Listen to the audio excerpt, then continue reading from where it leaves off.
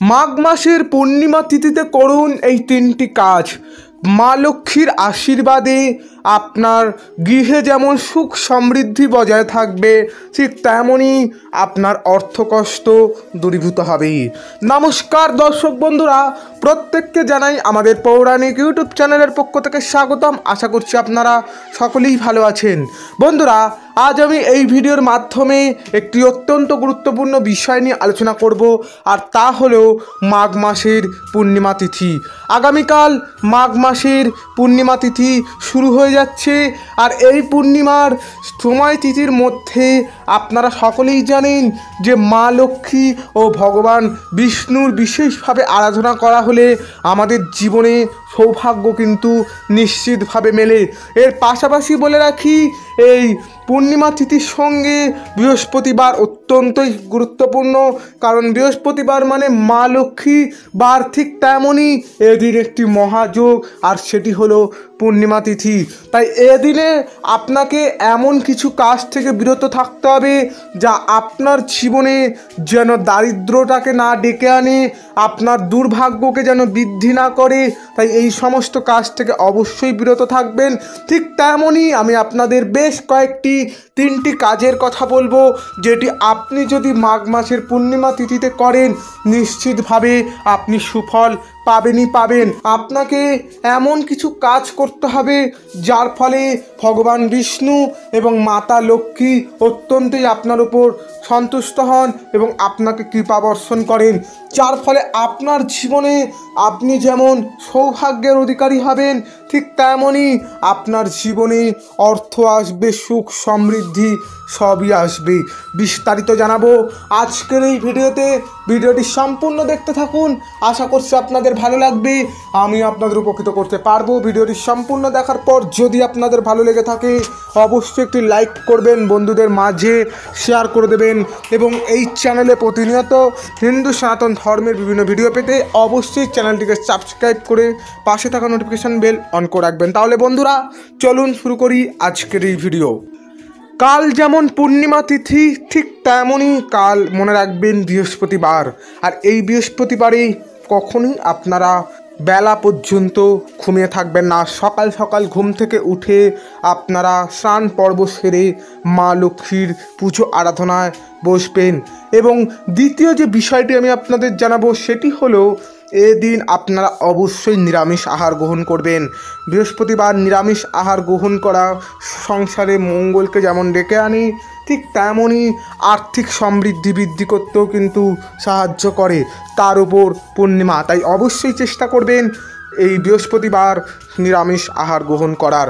তৃতীয় যে বিষয়টির কথা আমি আপনাদের জানাবো সেটি হলো, এদিন কোনো মতেই আপনারা বাড়ির কোনো মহিলাদের বা বড় কোনো গুরুজন মানুষদের সাথে খারাপ ব্যবহার, খারাপ কথা বা কটূক্তি করবেন না, যাতে তারা মনে কষ্ট পায়, দুঃখ পায়, এমন কোনো কথা বলবেন না।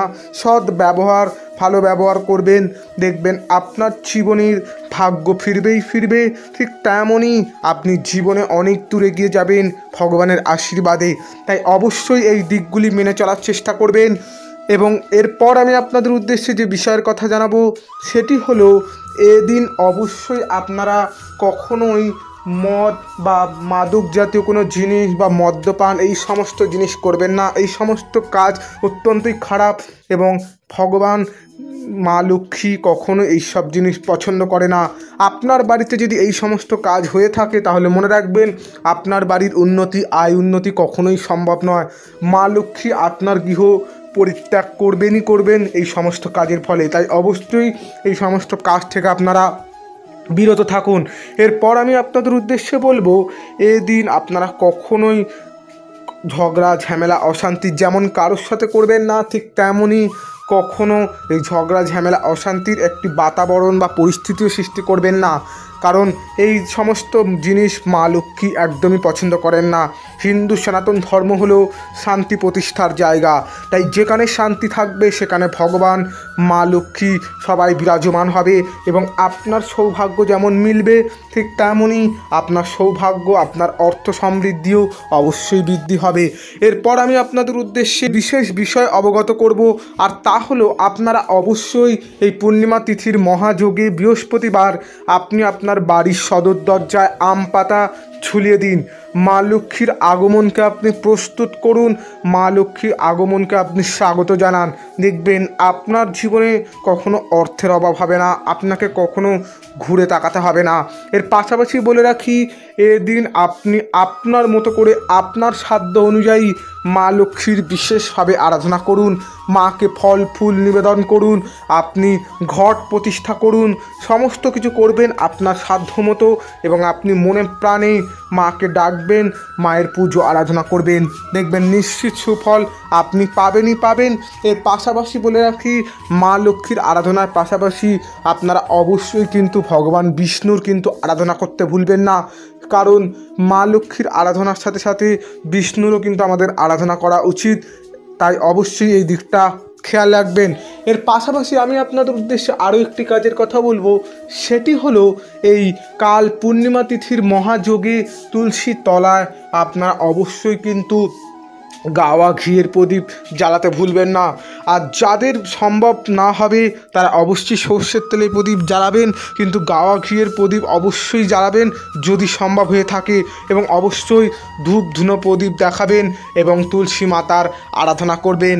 এবং বলে রাখি, আপনার বাড়িতে যদি গোমাতা থেকে থাকেন তাহলে অবশ্যই আপনারা গোমাতাকে এদিন আপনার বাড়িতে প্রথম যে রুটিটি তৈরি হবে সেই রুটিটি আপনি গোমাতাকে খাওয়ান। ভগবান বিষ্ণুর আশীর্বাদে আপনার জীবন ধন্য হয়ে যাবে, আপনার জীবনে কখনোই অর্থের অভাব আসবে না, দারিদ্রতাকে আপনার গৃহ স্পর্শ করতে পারবে না। তাই অবশ্যই কাজটি করতে পারেন।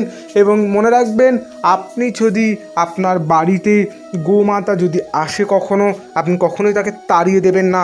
মনে রাখবেন, গোমাতার মূত্র বা গোমাতার যে মল, সেই মল কিন্তু অত্যন্তই শুভ, আর আমাদের অনেক কাজে কিন্তু ব্যবহার করা হয়ে থাকে আমাদের শাস্ত্রে, সেটা আপনারা বেশি সকলেই জানেন। তাই আপনার বাড়িতে যদি কোনো গোমাতা এসে তাহলে তাকে কখনোই না কিছু খাইয়ে বাড়ি থেকে তাড়িয়ে দেবেন না। এবং একই সঙ্গে বলে রাখি, আপনার বাড়িতে গোমাতা আসলে যদি কখনো দেখেন মলমূত্র করছে, তাহলে মনে রাখবেন যে আপনার জীবনে খুব শীঘ্রই সৌভাগ্য ফিরছে, কারণ 33 কোটির আশীর্বাদ আপনার জীবনে এসেছে, তাই জীবন আপনার ধন্য হবেই হবে। বন্ধুরা, এই ছিল আজকের এই ভিডিওটি ভালো লাগলে অবশ্যই একটু লাইক করবেন, বন্ধুদের মাঝে শেয়ার। মাঘ মাসের পূর্ণিমা তিথিতে করুন এই 3টি কাজ। মা লক্ষ্মীর আশীর্বাদে আপনার গৃহে যেমন সুখ সমৃদ্ধি বজায় থাকবে, ঠিক তেমনই আপনার অর্থকষ্ট দূরীভূত হবে। নমস্কার দর্শক বন্ধুরা, প্রত্যেককে জানাই আমাদের পৌরাণিক ইউটিউব চ্যানেলের পক্ষ থেকে স্বাগতম। আশা করছি আপনারা সকলেই ভালো আছেন।